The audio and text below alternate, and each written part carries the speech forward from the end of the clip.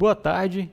Hoje nós vamos dar continuidade às reflexões sobre as cartas escritas às igrejas da Ásia em Apocalipse. Hoje falaremos sobre a carta escrita à igreja de Filadélfia. O texto está em Apocalipse, capítulo 3, dos versículos 7 ao 13. Vamos fazer a leitura do texto. Apocalipse 3, do 7 ao 13, diz assim: E ao anjo da igreja que está em Filadélfia, escreve: Isto diz o que é santo, o que é verdadeiro, o que tem a chave de Davi, o que abre e ninguém fecha, e fecha e ninguém abre. Eu sei as tuas obras.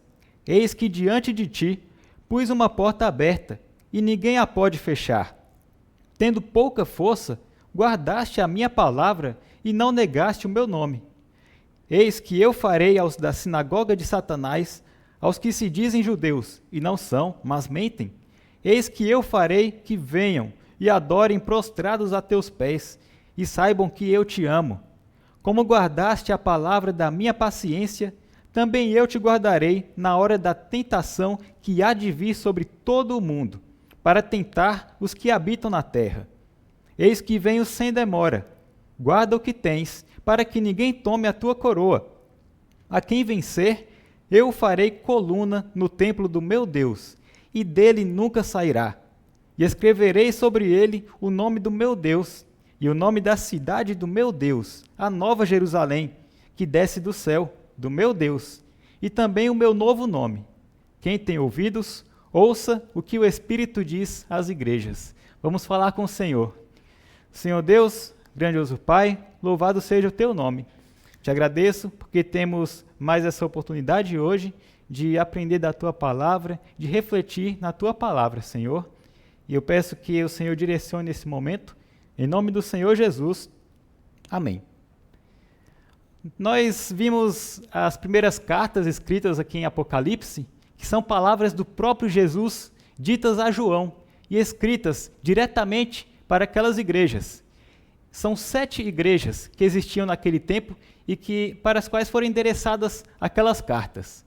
E em cada uma delas, na maioria, nós vemos repreensões, palavras duras que mostravam os erros das pessoas daquelas igrejas. Nós vemos, por exemplo, lá em Éfeso, na carta escrita àquela igreja, que eles haviam em algum momento deixado o primeiro amor. Nós vimos que a igreja de Pérgamo tinha alguns que seguiam a doutrina de Balaão, alguns que seguiam ecumenismo. Na igreja de Tiatira havia uma falsa profetisa que era tolerada, havia uma tolerância ao pecado. Cada carta mostra repreensões às igrejas, mas dentre elas há 2 que não têm nenhuma repreensão, que são a igreja de Esmirna e a igreja de Filadélfia, a que nós vamos ver hoje. Nessas 2 cartas, nós vemos que o Senhor faz elogios aos cristãos, faz elogios porque eles resistiam em meio a tanta idolatria, resistiam em meio às tentações, mas eles eram fiéis ao Senhor. E, apesar de tanta tentação, apesar de tanta idolatria que cercava essas igrejas naquelas cidades, essas igrejas foram fiéis em Esmirna e em Filadélfia. Nós vimos lá na carta escrita à igreja de Esmirna que eles passaram por muita perseguição, passaram por um período de muitas pessoas que queriam fazer com que eles negassem o nome do Senhor. Muitos foram presos, muitos foram torturados, mortos, mas mesmo assim seguiram firmes, seguiram fiéis aos princípios do Senhor, seguiram fiéis à sua palavra. Na igreja de Filadélfia acontece algo parecido. Eles também se encontravam em uma cidade idólatra, também se encontravam em um lugar onde as pessoas adoravam a falsos deuses, mas assim como em Esmirna, eles foram fiéis ao Senhor. E mesmo sendo uma igreja, humanamente dizendo, fraca, resistiram porque criam naquele que é mais poderoso do que todos, que podia guardá-los em meio a tanta perseguição, em meio a tanta idolatria. O texto diz que as pessoas dessa igreja, nós vemos no versículo, a partir do versículo 8, o Senhor diz assim: Eu sei as tuas obras, eis que diante de ti pus uma porta aberta, e ninguém a pode fechar. E aí diz, tendo pouca força, guardaste a minha palavra e não negaste o meu nome. Aqui nós temos um indicativo de como é que essa igreja resistiu a tanta tentação e em meio a tanta idolatria. Eles humanamente eram fracos, talvez por serem poucos em meio a tantas pessoas que havia naquela cidade, mas apesar de serem rodeados de uma quantidade maior de pessoas que não serviam a Deus, elas poderiam ser suprimidas, poderiam deixar de lado a fé, poderiam abandonar o Senhor, negar o nome de Cristo, mas elas foram fiéis, não por suas próprias forças, mas foram fiéis porque guardaram o nome do Senhor. E é do Senhor que vem essa força. Foi do Senhor que veio a força para que aqueles cristãos de Filadélfia resistissem em meio a tanta idolatria.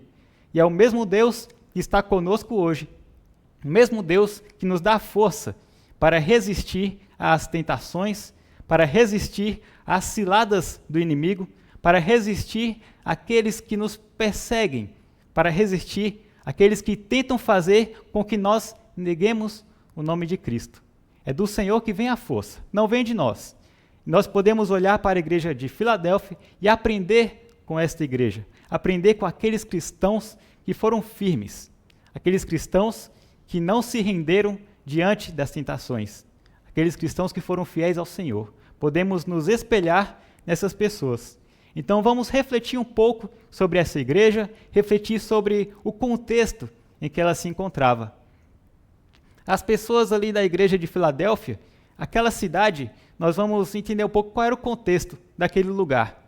Assim como as outras cidades para as quais foram endereçadas as cartas daquelas igrejas, Filadélfia fazia parte do Império Romano, um império que dominava naquele tempo, que subjugava muitos povos, muitos territórios, inclusive essa região onde se encontravam essas igrejas.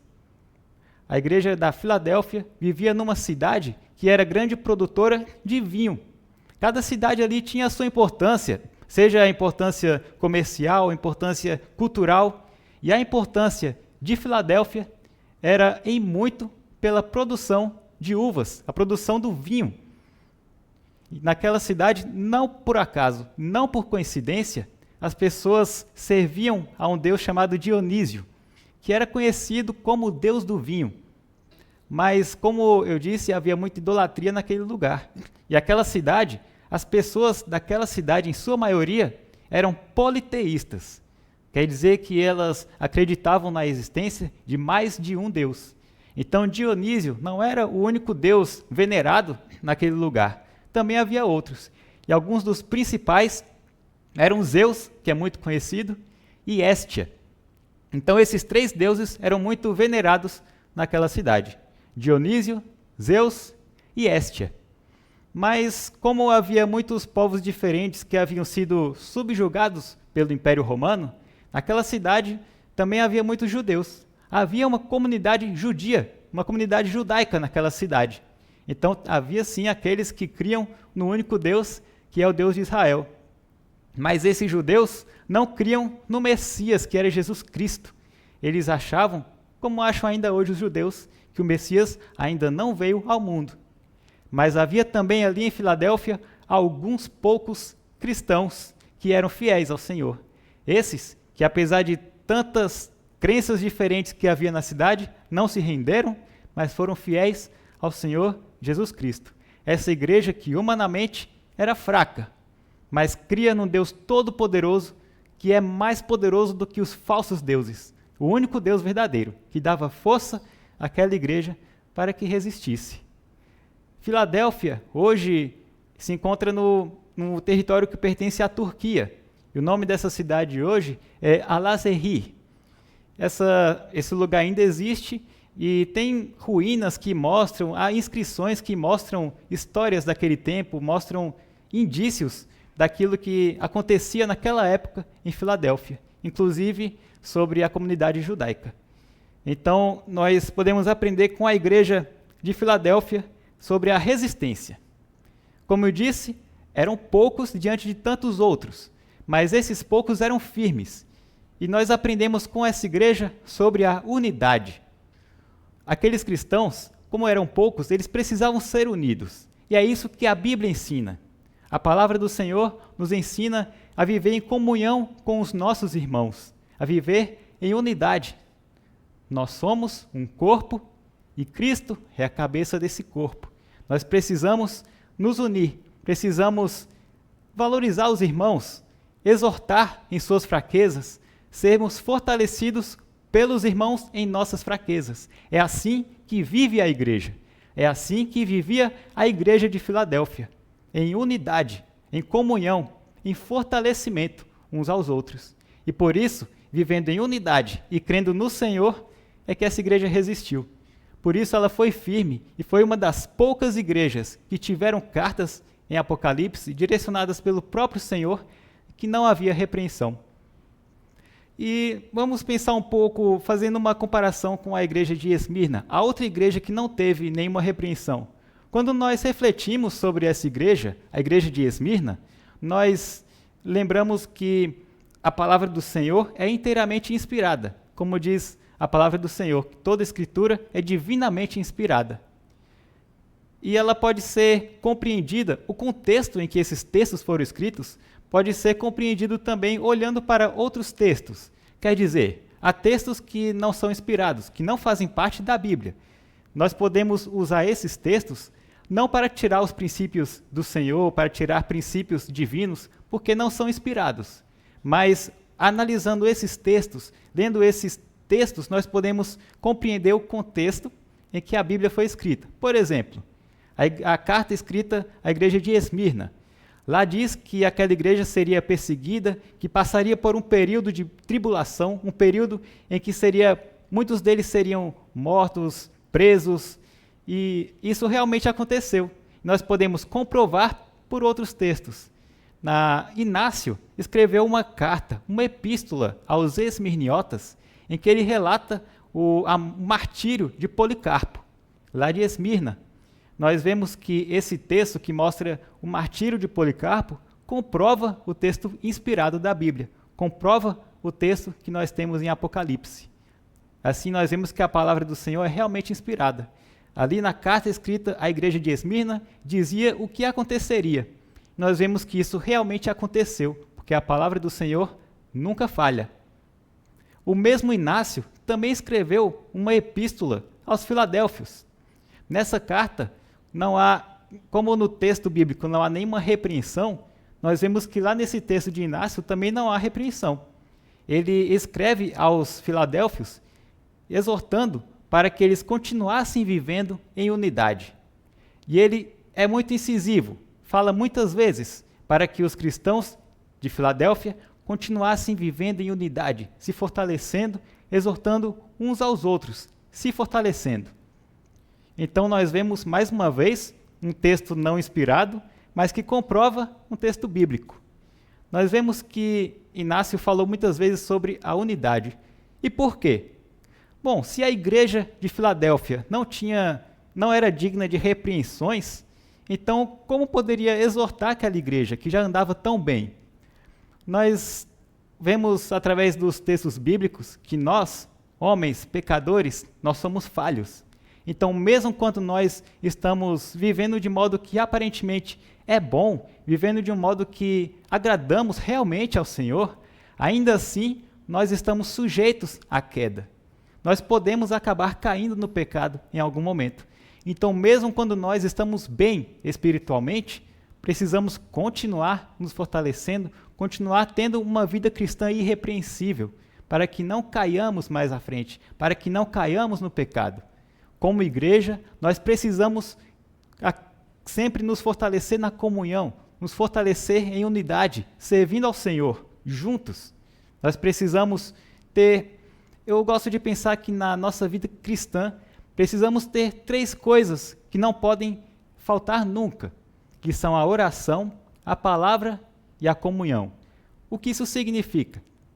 A oração é um meio que nós temos de nos comunicar diretamente com Deus, com o nosso Senhor.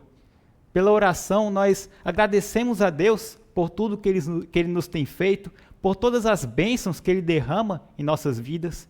Por meio da oração, nós também apresentamos ao Senhor o nosso clamor, apresentamos as nossas necessidades, as nossas ansiedades, aquilo que nós precisamos, nós pedimos ao Senhor e Ele nos concede segundo a sua vontade.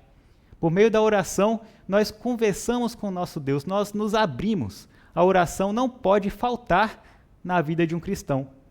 O segundo ponto que não pode faltar na vida do cristão é a palavra de Deus que Ele deixou a nós, a palavra do Senhor revelada, o que Ele quis revelar a nós e que nós precisamos conhecer. Não pode faltar na vida do cristão a leitura das Escrituras, o estudo da palavra de Deus, meditar na palavra do Senhor, passar tempo conhecendo mais e mais da palavra de Deus, sendo preenchidos da palavra do Senhor. Como diz Salmo 119, 11, a tua palavra escondi no meu coração para não pecar contra ti. É importante ter a palavra do Senhor em nossos corações para caminhar segundo o que agrada a Deus, para viver de modo digno de Cristo. Nós precisamos conhecer a palavra do Senhor. Não pode faltar oração e não pode faltar a palavra. E o terceiro ponto que não pode faltar na vida do cristão é a comunhão. Não devemos deixar de congregar, não devemos deixar de ter a comunhão com os nossos irmãos que professam a mesma fé que nós temos, que servem ao mesmo Deus a quem nós servimos. Nós precisamos sempre ter esses irmãos para podermos nos fortalecer uns aos outros. E era isso que existia na igreja de Filadélfia. Uma vida cristã exemplar, uma vida cristã que deve servir como um guia, como uma vida cristã que devemos seguir, que devemos imitar. Nós devemos ter comunhão uns com os outros. Oração, palavra e comunhão. Se um desses faltar na vida do crente, ele corre sérios riscos de acabar caindo no pecado.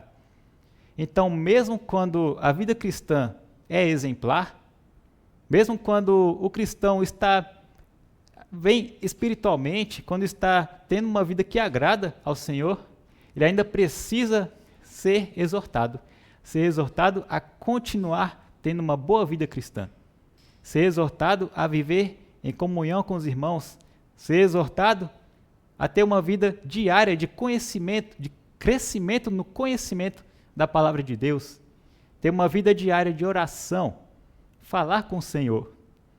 Então, mesmo se você está bem espiritualmente, se você está caminhando com o Senhor, você precisa continuar firme, não achar que já fez tudo o que podia, porque aí está um perigo. Se você acha que já fez tudo o que deveria, se você acha que não está cometendo nenhum pecado, se você acha que já é totalmente santo, então você precisa olhar para si mesmo, se analisar. Precisa ter essa vida cristã de oração, palavra e comunhão para não cair. Então você precisa sempre se analisar para saber se está vivendo de modo digno de Cristo.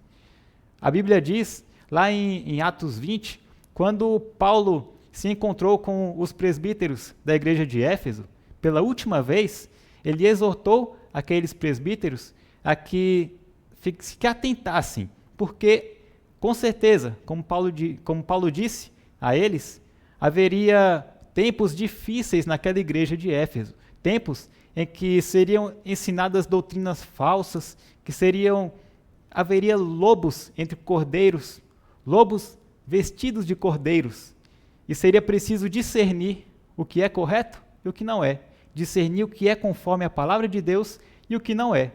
Isso ainda acontece hoje. Nós precisamos estar firmes na palavra de Deus, conhecer a palavra do Senhor, conhecer as Escrituras, para saber se cada ensinamento que é ouvido está de acordo com a palavra de Deus ou não, para seguir aquilo que é conforme a palavra do Senhor. Então, mesmo quando a vida cristã está relativamente bem, é preciso continuar nessa caminhada, não achar que já fez tudo o que deveria. É preciso continuar crescendo no Senhor, crescendo espiritualmente, conhecendo a cada dia mais a palavra de Deus, para não cair no pecado. Nós vamos ler novamente, ainda em Apocalipse 3, o versículo 8. Versículos 8 ao 10. Eu sei as tuas obras, eis que diante de ti pus uma porta aberta, e ninguém a pode fechar. Tendo pouca força, guardaste a minha palavra e não negaste o meu nome. Eis que eu farei aos da sinagoga de Satanás, aos que se dizem judeus, e não são, mas mentem, eis que eu farei que venham e adorem prostrados a teus pés, e saibam que eu te amo. Versículo 10. Como guardaste a palavra da minha paciência, também eu te guardarei da hora da tentação que há de vir sobre o mundo, para tentar os que habitam na terra. Bom, aqui no texto, como em todos os textos bíblicos, nós podemos tirar muitos ensinamentos.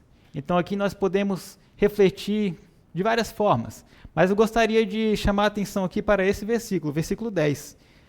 Aqui diz assim: como guardaste a palavra da minha paciência, também eu te guardarei da hora da tentação, que há de vir sobre todo o mundo, para tentar os que habitam na terra. Eu não vou aqui aprofundar nos temas escatológicos, mas é preciso parar um pouco nesse versículo aqui. Aqui fala sobre um período que vai atingir todo mundo, e diz que a igreja será guardada desse momento. Aqui há uma referência ao período da tribulação que virá sobre a terra, aquele período de derramamento da ira do Senhor sobre a terra. Mas, graças a Deus, a igreja não passará por ela.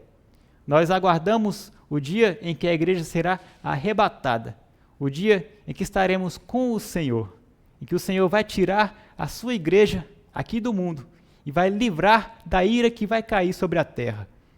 Mas para onde nós iremos nesse momento? A palavra do Senhor diz que nós passaremos pelo tribunal de Cristo. Vamos ler o texto de 2 aos Coríntios, capítulo 5. 2 aos Coríntios 5, versículos 10 e 11, dizem assim, 2 aos Coríntios 5, 10 e 11. Porque todos devemos comparecer ante o tribunal de Cristo, para que cada um receba segundo o que tiver feito por meio do corpo, ou bem ou mal. Assim que, sabendo o temor que se deve ao Senhor, persuadimos os homens à fé, mas somos manifestos a Deus, e espero que na vossa consciência sejamos também manifestos. A igreja de Filadélfia, como nós vimos, era uma igreja exemplar, uma igreja que não era digna de repreensões. Nessa carta, há apenas elogios à igreja de Filadélfia, diferente da maioria das outras igrejas, em que há tantas repreensões, duras repreensões. Então nós poderíamos pensar, bom, se essa igreja caminha tão bem, se os cristãos de Filadélfia estão tão bem, que não tem nenhuma repreensão, se é uma igreja exemplar, então eles podem, como eles são salvos já, podem largar de mão, podem fazer aquilo que bem entenderem, não precisam mais cumprir a palavra de Deus.